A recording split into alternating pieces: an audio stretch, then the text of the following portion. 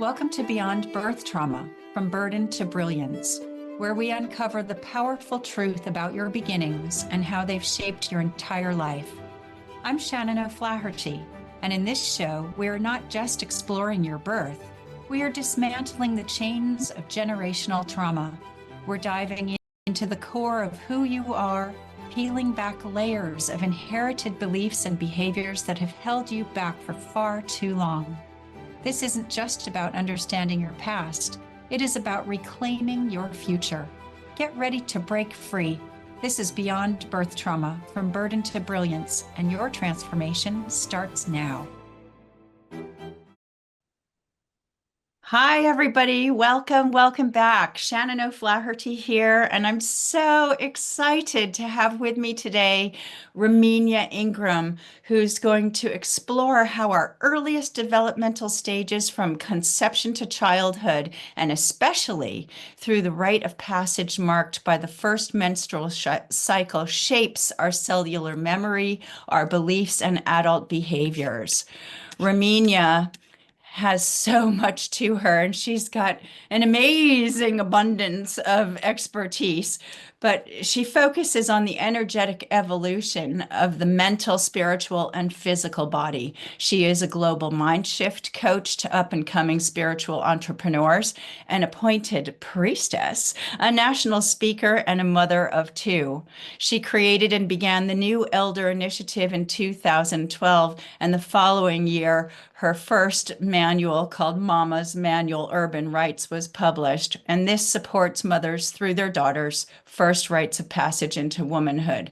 There's so many more things about Raminyah. I could go on and just talk about the whole show, about how fabulous she is and how brilliant and all the metaphysics that she studies, including being my mentor, my business mentor when I first took my business online for 4 years. So I don't think that I'd even be here without Raminyah. Raminyah, welcome. I'm so happy that you could join us today. Shannon, it is, oh my gosh. First, that introduction was phenomenal. And it is such an honor to be here with you. Our connection, it does truly spans lifetimes. As you were telling the producer earlier, we started out with you as my client, right? Then I experienced From Fear into Love, your your flagship course, right? For my own healing. And it's been this beautiful, I would say, cosmic dance. Teacher becomes student, and then we circle back again. So I I have to tell you, I feel the synergy in our sisterhood every time we speak. So I'm deeply grateful to be sitting here with you today. Thank you. Me too. I mean, I hope all of you watching and listening have magical friends like I do. I've been very, very blessed to have such a strong sisterhood. So, Raminyah, let's just dive right on in because this hour goes pretty fast. Right. So, because the title of this show is about all things originate with the first drop of blood, what do you mean by that? And how does that philosophy influence your work? Well, for me, the first drop of blood symbolizes this primal activation of all the subconscious programming that we carry, even from the womb, right? And it's spiritual science at work, intimately tied to, let's say, biology, chemistry, and physics. And it is a marking of a powerful threshold where a woman's body begins speaking a new language of hormones and emotions. You understand what I'm saying? I do. Yeah. Does the listening So, audience understand? I think right, everyone right, out there going, yeah, yeah, wow, I remember that. right. So it's like in that moment when we initiate a menstrual cycle or we step across any pivotal threshold, right?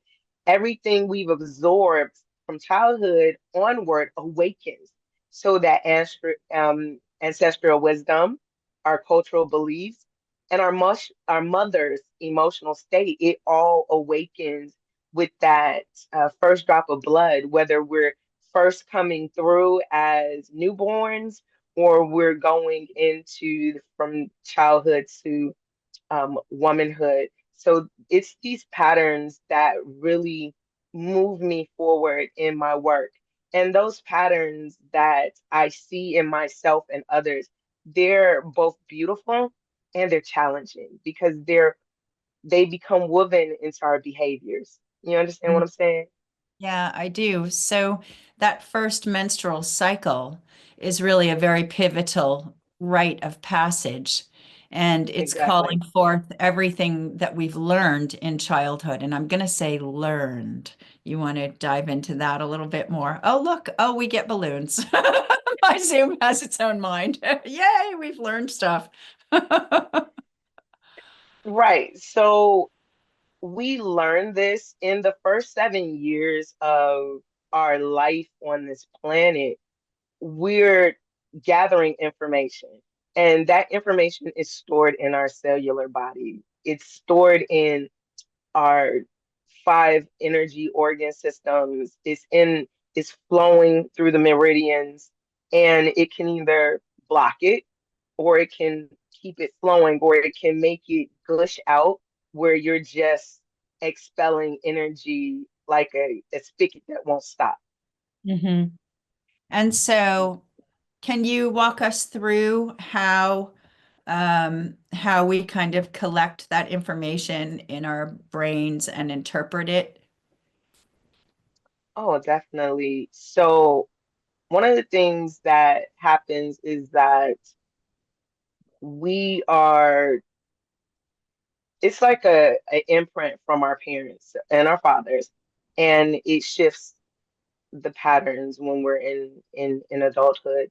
So we have these beliefs. It could be our mother, it could be our siblings, it could be family members, it could be our caregivers, um, when we're at school, our teachers. And what happens is that based on what happened in the ancestral phase, what happened in the womb, and what we've been learning since birth, we start to, our mind starts to really like catalog. Okay, here, do this, here, do that. This was the response. You responded like this, but you got some pushback, good, bad, or indifferent, right? So that pushback, like, oh, okay, this response had this pushback from several different people. And the two main people in my life, my mother and my father, or just my mother, or my parent, or my caregiver, my guardian, this I'm attempting to please them, right? So it ends up being a we're not gonna do that, or this is the only way I get attention, so I'm gonna do that. And so you start to really, it's a scientific kind of thing that goes on there, right? Where you're testing out different theories. Well, if I do this, then that. If I do that, then this.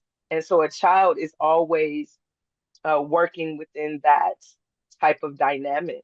And then we are, when we go through the cycle, our mind, the hypothalamus, right?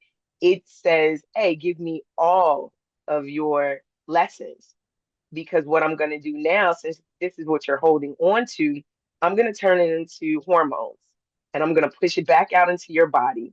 And then now you have, the puberty period where you're growing hair, you're growing breasts, you're going, you start to smell a certain way. You start to develop. But all of these lessons, good, bad, or indifferent, are now cellular makeup. Is written in your DNA at this point. That's absolutely true. Yeah, for every one of us. So, how does this birth imprint carry forward into adolescence and womanhood? Well, once we recognize that certain beliefs or behaviors might stem from inherited family dynamics, we have the power to consciously release them or transform them. And sometimes we can't do it by ourselves, right? Nobody can. So therefore, I came to you for fair to love and said, you know what? There's some deeply rooted beliefs that I have not been able to release. So I did from fear into love because that is what you do. You go to an expert, right? So that's what I did. And oh my gosh, the beliefs and the beliefs upon beliefs were just like, whoa. I had to have a few sessions with you. But Yeah, it is fascinating to find out how much stuff subconsciously that we're holding all of the right, time. And everybody in week one is like, what? I don't feel this. And then, of course, we muscle test and find out what's really going on at a subconscious level. And it is fascinating. And of course, all of these birth imprints are at that subconscious level because we're not walking around thinking about this all the time. We're dealing more with the literal. But why do you believe that our physical and emotional and spiritual cycles are crucial markers of our personal evolution? that is a good question. I did want to can we pause that question so we can go Yeah, back to the other one? yeah, yeah, About the early childhood imprints, I something came to me about awareness, right? yeah. So awareness is like this golden key. And when we're aware of those imprints, right, that we're given, it it it is what interrupts the generational cycles, the awareness. And it's what allows us to then raise our children with clarity, peace, and love rather than this inherited pain. Yeah, And that's something that was important that I wanted to get out. I want to touch on that actually. So we'll just bring that question into the next question. But before we go on, tell everybody where they can find you. How can they find you? Well, if you look up, well, I don't know if you can see it, but Womb University School of Thought, you can go to wombuniversity.com. That's WOMBNIVERSITY.com. And you just don't use the www. Just put wombuniversity.com and you'll bring it up. That's great. Or you can find me at shannonoflaherty.com or shannonbtb.com. So, why do you think it's crucial to reintroduce a rite of passage within the home, particularly for mothers and daughters? Rites of passage, Shannon, it helps our daughters anchor into this sense of identity and worth at these transitional thresholds, if you will, like Mhm. the first menstrual cycle, because that's one of the ones that we really recognize that is a rite of passage. Everything else you don't, you can actually see, the menstrual cycle, and that is a rite of passage.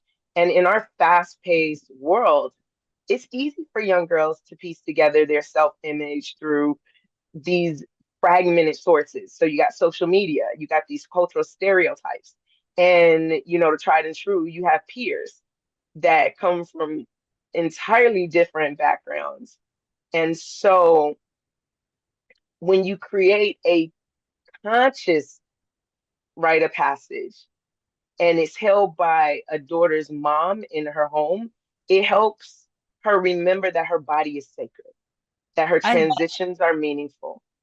I love that. I absolutely love that. I was well into my 30s before I'd ever heard of one of my friends creating a sacred rite of passage for her daughter or with her friends. And I thought, really? Gosh, when I got my first period, my mother just said, "Oh, that's why you've been so ugly lately." And that was it. And a lot of my friends, they had no idea what was even happening to them. They didn't even feel like they could go to their mothers.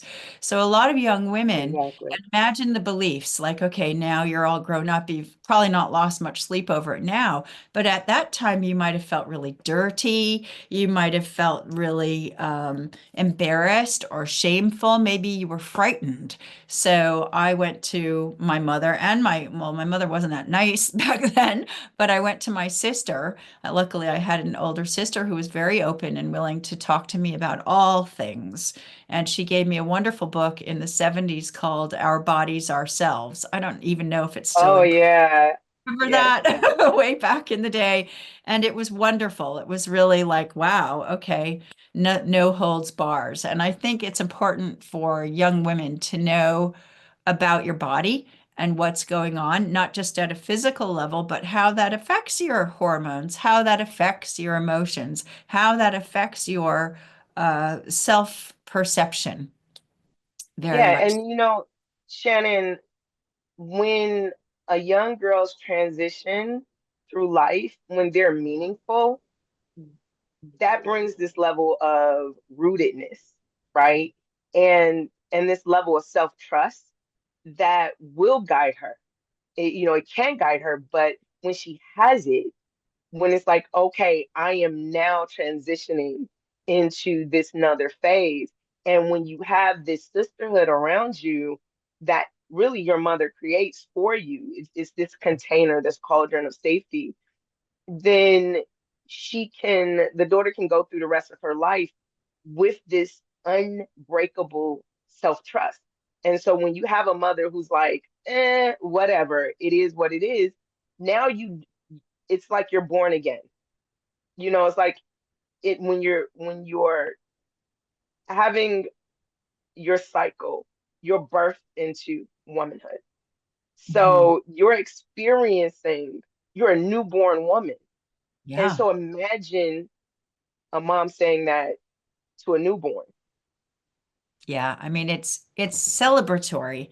So we want to celebrate ourselves and we want to celebrate each phase and even moving into menopause, which is not exactly fun. But There's it some is a rite of passage though. it is a rite of passage and then you're in that kind of elder wiser woman and you've earned a certain level of respect just because of time and age and wisdom. Hopefully some wisdom in there. Um, yeah, absolutely Right, that part.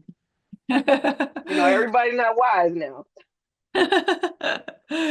So, we only have 2 minutes before the break, but when we were talking before about having a handbook, and I took you literally like a book, like oh, back in the olden days, it was just Dr. Spock, and you're like, no, no, no, no.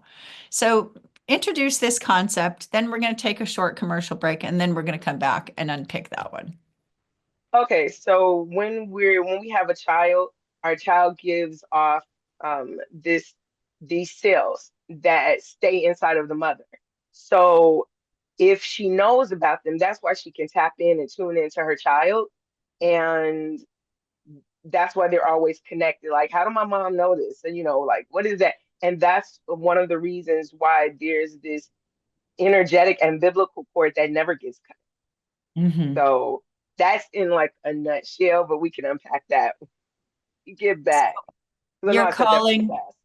you're calling that kind of fundamental intuition that we have because of that cellular connection with our baby and our grandmothers going back 7 generations. The rule book. Yeah. In science, it's okay. It's fetal.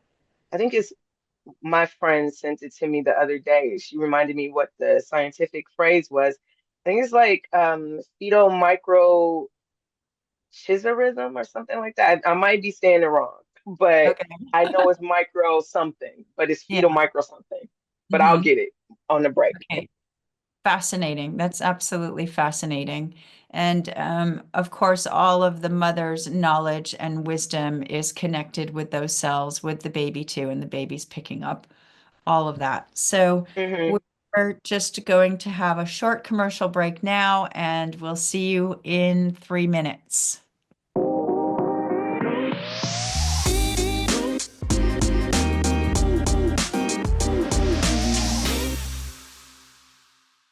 Hi, Shannon O'Flaherty here. For those of you who have just joined, I've got the lovely Raminyah Ingram here with me, and we're talking all about that first drop of blood. So, Raminyah, before we get back into it, please tell everybody where they can find you. Wombniversity.com. It's WOMBNIVERSITY.com. You can go there, see what's going on, see my complementors, and what the spring session looks like. That's great. And if you want to find me, I'm at shannonoflaherty.com or shannonbtb.com. So, right before the commercial break, we had just introduced that idea of a kind of intuitive rule book or handbook. So, can you explain how motherhood itself contains this cellular handbook that's available to all of us, every mother? Yes, so there is a first when we're pregnant, right? So there's this phenomenon where cells from the fetus, which carry the DNA from both parents, so be clear who you're having a baby with. They migrate right through the placenta and it integrates into the mother's body during pregnancy. And they're not temporary visitors. They embed themselves in the blood, the bone marrow, skin, liver, spleen, and even the brain.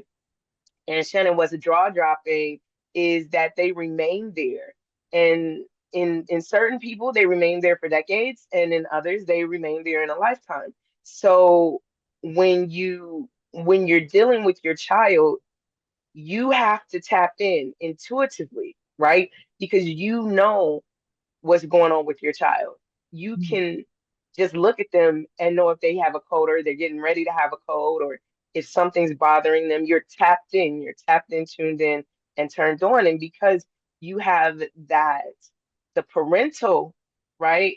The cell, the DNA from the father, that's why you could tap into the father as well. And so no other individual except for the mother can do this and Mhm. have this ability. And that's why a lot of things that, you and I talk about healing the ancestral line and then healing the line moving forward, 7 generations, why that's possible, right? That's Absolutely. possible. I hope that So, helps clear that up. So, a mother's thoughts, emotions, and behaviors during pregnancy imprint onto the baby, right? Exactly. We're all aware of that by now. Yes. And so, is this why two siblings raised by the same parents, close in age, have such different perceptions and life outcomes? Yes. Simply put, um, every pregnancy is its own universe. So, and it's shaped by the mother's emotional state. Is also shaped, that pregnancy is shaped by her life circumstances, what she's going through every day, Mhm. and her spiritual alignment in that moment. So if you're pregnant and you're having a spiritual crisis where you're leaving this organized religion and you're having a baby, like that is definitely being imprinted onto your child and being written in the core makeup of that child. And so even if children are close in age, even twins, each pregnancy still carries its own emotional signature. There's Mhm. um there's like these subtle changes in, I would say, in a mother's inner and outer environment.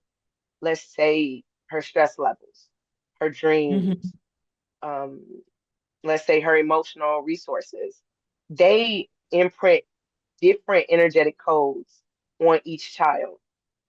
right? Oh, So it absolutely. doesn't I matter mean, if it's yeah. close or far apart. Well, you hear about parent siblings who her the mother lost a baby in between babies. So Hmm.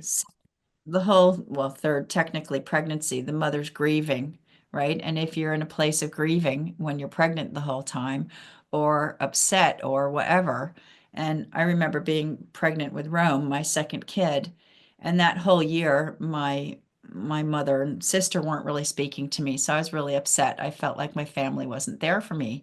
And it didn't Hmm. manifest in my son until 7 years later. And I don't know, he said something like that. And I suddenly had this light bulb moment like, oh my goodness. And I muscle tested him. And he was like, I know you guys are here for me. But he didn't at a cellular level because of how I was feeling when I was pregnant. It was really, really fascinating.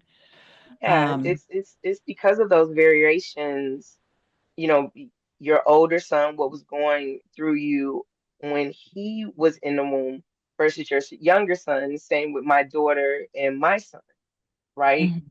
It's these variations that cause the siblings to develop individual ways of perceiving themselves and the world. So I would like to tell the audience that this nuance, it underscores how each child's path is sacred and distinct. And it urges us as parents to honor them as these unique souls rather than expecting them to mirror one another. And then when more parents do it, Shannon, then we'll understand like exactly why children can have the same parents but come out totally different. And you need to parent those children differently. My mother was always like, I don't know how to be a mother to both you and your sister because my sister and I were like on opposite ends of different Mhm. planets. And I just wanted no boundaries and total freedom and best friend parents. And my sister wanted a more conventional parent and more kind of boundaries and structure. So how do you integrate that when your kids are so completely different, right? You know, you have to move it away from comparison, one, right? Hmm. Because we tend to go through everyday life moving and shaking, we're not paying attention, and then we fall into this, why can't you be more like Joey or why can't you be more like Anna? You know, why can't you be? And so we have to consciously recognize that these are differences that we imprinted. We put these energetic codes on our children, and we have to recognize these differences in such a profoundly conscious way. And so now we move into celebrating this rich personal journey that each child has come here to live. And when we can do that, then we've broken almost all of the generational curses. Yeah. That's my thought process anyway. Well, I mean, those generational curses, so that's even before that baby is even in utero, there's a lot going on. And basically, the more that you can understand yourself, where you're at in your emotions, in your physicality, in your spirituality, and your partner, when you're bringing this baby in, a lot of people seem to move when they're pregnant. I don't know why that is. Like, oh, need a bigger house suddenly, right? So that's like moving is number two on the most stressful list, right? Which is crazy. Yeah, So think about all that stress because pregnancy in itself, in my opinion, is pretty stressful, even if it's straightforward, because your whole body is right. changing, everything's It changing. is. And then you don't have this stability because you're stressed out. You don't have stability. So you're imprinting that energetic code of instability onto that infant, the fetus. And it's because it's developing its organs, it's developing its cells, it's it, the blueprint, the neurological pathways, all of that's being created. So what do you think is being created from? Yeah. And so we're not taught this. by our parents, by our grandparents. We're not taught this in school. So we don't know to be conscious. We don't know to heal. We don't know that we can teach our children to heal while they're still in the womb by addressing issues because there's a vibrational beat that happens. The child is hearing, like, let's say, a drum beat because that's the vibration. And so if they have this soothing beat because they're, or that healing beat, right? And I'm attempting to not be so technical and do something like people understand, like a drum beat, As a like the shaman heartbeat, drum, like a drum. Yeah. right? So once we recognize these imprints from childhood and from the womb, what practical steps can we take to reprogram or heal? First of all, if your parents are still alive, go talk to your parents. But if they're All not, day. yeah, all day, talk to them all day, ask all the questions. But if they're not available, what can we do to reprogram and heal? We'll find an expert that can help you tap in. Like, you're a shaman, you've been a shaman for what? Almost 30 years now. Oh, whoop, whoop. Oh And you do this step back ancestral, yeah, like where this you step back. back Yeah, yeah. into the lineage, like that. Oh my gosh, if you all have never done one of those shamanic step back, you don't know what you're missing. Yeah, That's one of the main things. that was a pretty powerful exercise. We actually step back into the body, into the imprint of ancestors about 5 generations back. And you have to kind of just trust and go with it because not many of us know our ancestors. But I remember stepping back into my great grandfather or something like that. And I had never met him, never heard of him, but I got a very distinct image of him, and you have to take the form of his body. And I checked in with my dad. I was like, "Do you know anything about this great grandfather?" And I kind of got confirmation about what I had seen and experienced, which is really, really cool. Because if you understand the roots of where you're coming from, even before you were here, it just gives you so much more information so that we It does. can be empowered to take that. And a little awareness goes a long way, like understanding who you are, right? Then you can be Hmm. like, oh, this is why I get really annoyed like this about this thing over here. Why my sister, that doesn't phase her, right? Um, You know, what's interesting, so what's interesting for us is that sometimes if you don't have that shaman in your life, right? And you have to do it by yourself, I would say one, journaling about your womb experience, right? So get a different journal for each pregnancy, for each child that came through. And then go back, soft music, water, sit near, your favorite place on the side of a mountain if you want to, right? I'm in Las Vegas now, so we don't have water readily available. And have a journal and go back and ask yourself those questions like, what was I doing emotionally at that time? Was I going through a divorce? Did he cheat on me? Did he beat me? Was he the love of my life and he died? Like, what was it? Was it a one night stand? You know, write that out. What was the first trimester like? Were you sick the whole time and you were hating the pregnancy because you were sick? so That's this is all important. part of how you guide mothers and daughters to reconnect and realign their relationships consciously. Yes, it is. And it's not regular journaling, Shannon. Yeah. You're Yeah. writing it out of your body. So the Stream of meridian, consciousness. Yeah. right, that meridian, the heart meridian goes up and through your arms out into your face. So you're literally writing this out of your body and you're bringing it into a physical space. And when you can bring it into a physical space, your mind can't hide it anymore. It can't push it back down and put it into spaces where you're not aware of it anymore. And so Mm. when you can look at it, you can heal it, right? When you can see it, you can heal it. And that in and of itself is what I would consider a very powerful ancestral healing ritual that you can do. So that's from the mother's point of view. But say you're a grown-up woman, your mother's no longer here on this earth, and you're finally doing your self-development work and you want to figure out, and maybe you know very little about your birth. Some kids know Mhm. nothing. How can they tune in and realign their relationships with their mother who has already passed? Because it's not party over, right? They're still in spirit. So how can they do that?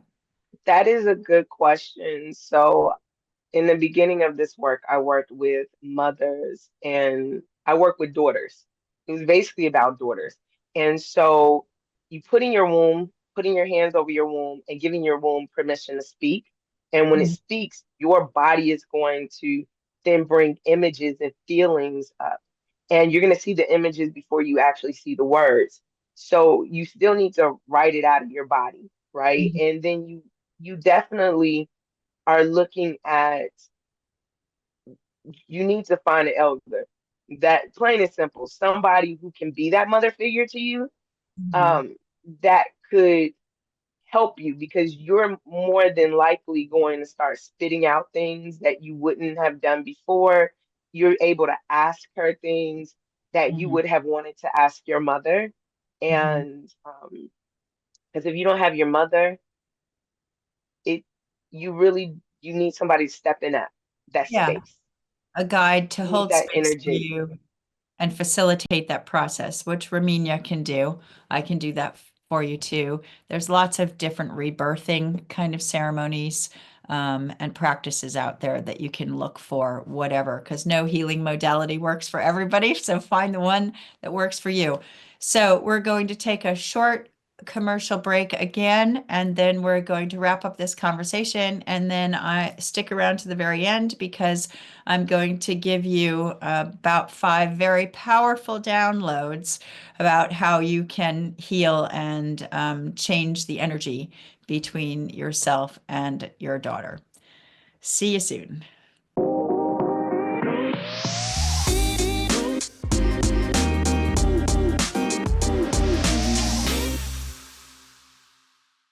Hi, Shannon O'Flaherty here. Welcome back. Speaking to the very eloquent Raminyah Ingram, all about childhood imprints. And we were just talking about steps we could take to realign with the mother and the daughter relationship from the mother's perspective and the daughter's perspective. But talk more about what else we can do to practical steps that we can take to reprogram or heal that, whether our mother's with us or not. So one of the things that we were talking about on break was breathing, your breath work. You rotate your shoulders back, open up your chest area, give your heart space and your lungs the opportunity to expand to their fullest. And so when you do that, you do become vulnerable, right? And but you allow the energy to circulate through your body. And then when you're breathing deeply, it is challenging to be upset when you're doing deep breathing work. So when you're practicing this, when you're not in an emotionalized or emotional heavy situation, what's going to end up happening is you're going to be more relaxed. And when you're relaxed, you can breathe through those old emotions. And what that does is that lets your mind know, we need to put another folder, another file into your womb.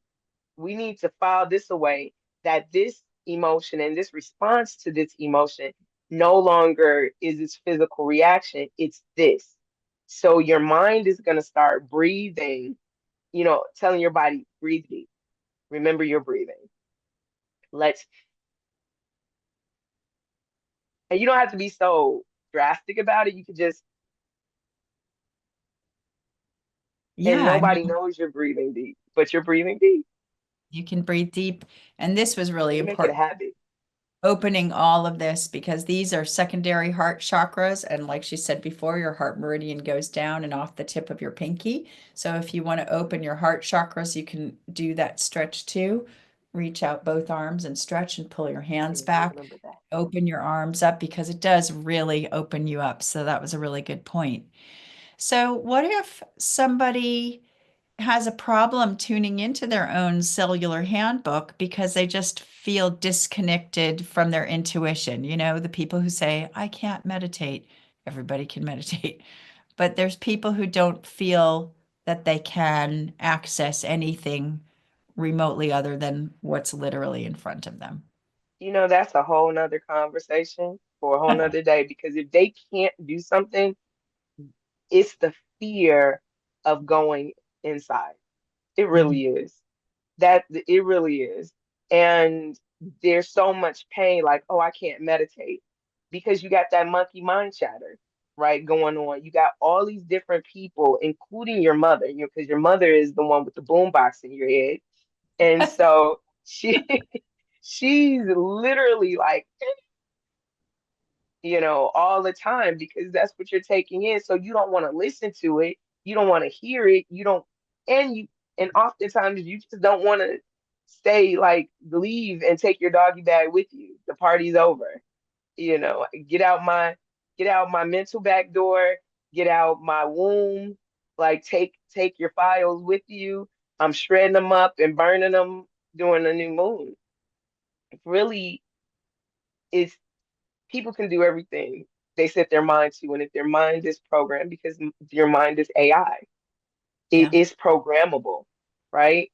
And if it's not listening to your body, then you have problems. So, walking, if you're in the shower, just allow the water to hit you. Close your eyes, put your face underneath the shower, right? And one time you told me, Shannon, look, jump in your pool, because I had a pool at that time. She said, jump in the pool, go all the way to the bottom and scream. And so I was like, what? Huh? But I did it. And then I kept doing it. And I was like, ooh. And when I came up, you can even get in your bathtub, put your face under the water and scream. That does something to you It's because that's it's water. really private. In another course I went on, they did an exercise called a silent scream, where you basically hold your hands over your mouth hard and then scream at the top of your lungs into your hands. I'm not going to do it right now, but it always cracks me up because I think because I've done it in my car, like when I've been really frustrated, and I think if people are looking in, they're thinking, "What kind of mad woman is there?" You know. But screaming underwater is really great because it's very, very private. I gave birth in a proper water birthing pool for the second baby. And when I'd have that contraction, I'd be like, excuse me one moment. And I'd put my head down into the water, spread out like a frog, and scream as loud as I could. So it's really satisfying because you're getting all of that out of you. And energetically, if you don't believe that you are in touch with your intuition or you're afraid, write it down on a piece of paper. Really feel into that, blow your energy into that, and put it in the fire because fire transmutes energy to light. So put it in the fire and let it go, and then sit with yourself and see what can come forth for you there. One more question. All right. What advice, Raminia, would you give to adults who want to reframe inherited beliefs that no longer serve them? Parents or just regular people? Anybody. We're all a product of a mother somewhere, right? Right. So we have to, one, model conscious behavior. So we find the people we have all have YouTube. We can find because children learn primarily through observation. We never, you know, threw that away. We still observe and we still, go through that. One, we need to show patience. We need to show patience to ourselves, resilience, and tapping into self-care daily, right? It's every day. And you have to be conscious of showing yourself patience because your mind is going to say, why did you do that? And you're like, oh, no, show yourself patience. And then the little wins, brag about them. I always say, brag about your little wins because the little wins help you get to the biggest win, where then you turn around and you're like, ah, okay. And so that also helps you to handle your mistakes more gracefully, right? And that starts to breed self-compassion and accountability, right? So that brings you into a state of emotional awareness. You start to respect yourself more. You start to have this intentional gratitude where it's radical. You start to radicalize, I guess, gratitude. So that's important. That's a whole different conversation. And That really, then, yeah, keep going. oh, okay. We need to practice reinforcement learning. So for ourselves and then for the children that we have. So we're redirecting, and that breath work will help you to redirect unhelpful behaviors that we have with compassion. So we're going to guide ourselves rather than punishing ourselves. So that's really important, and really finding a spiritual person, a an elder, somebody who has that wisdom, and this is what they've set out to do, not an older, as some people say, but an elder, and create this spiritually nurturing environment with them. So if you're away from your parents, or if your parents are passed away, you're building this community, and this community will establish the rituals, the affirmations, the meditation, the practices that you need, and then they'll hold you accountable to that. It's really Yeah, I true. think, yeah. Yeah, thank you so much.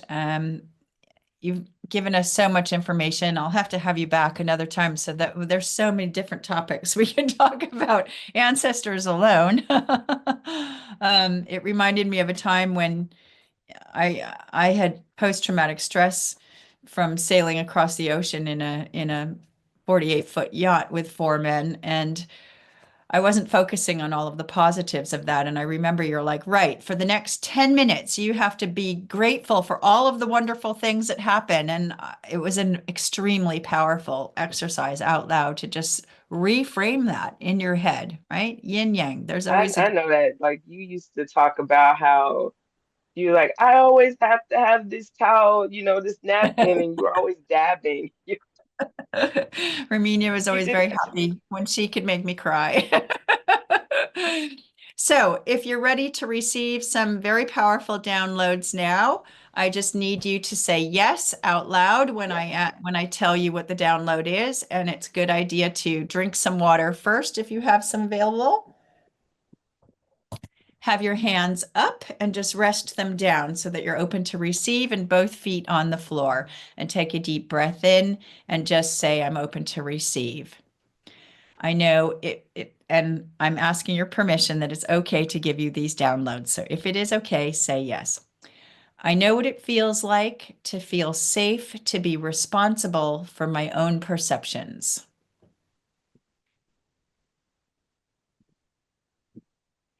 I know what it feels like to be responsible for the imprint of my child's perception.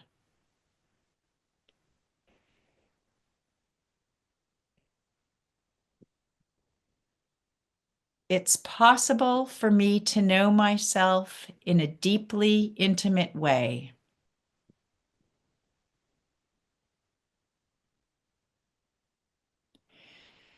I know it's possible that I can heal from every trauma.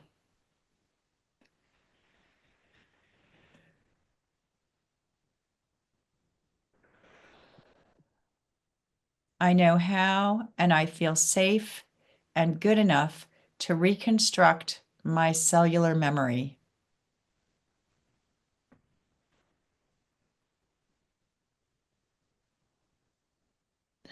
Well, you must be receiving out there because when I can feel the energy moving, I start to yawn. It's not just that I'm exhausted. That's how I I'm process yawning energy. too, like, Yeah, yawning.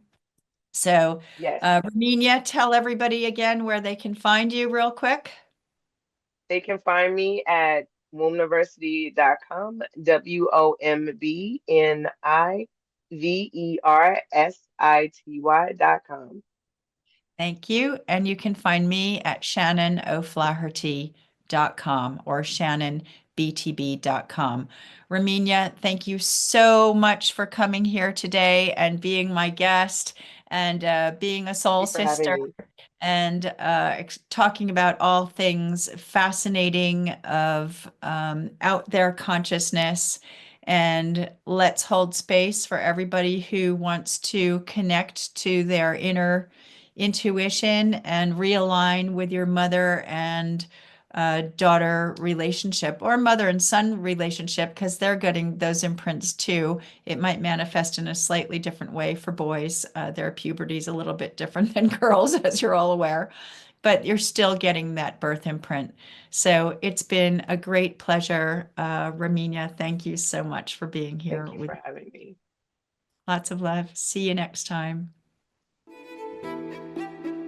You have been listening to Beyond Birth Trauma, From Burden to Brilliance with Shannon O'Flaherty on Transformation Talk Radio. On the second Tuesday at 10 a.m. Pacific Time, we connect the dots between your ancestors, your birth, and the patterns that keep you stuck, guiding you to a place of profound healing and unstoppable brilliance.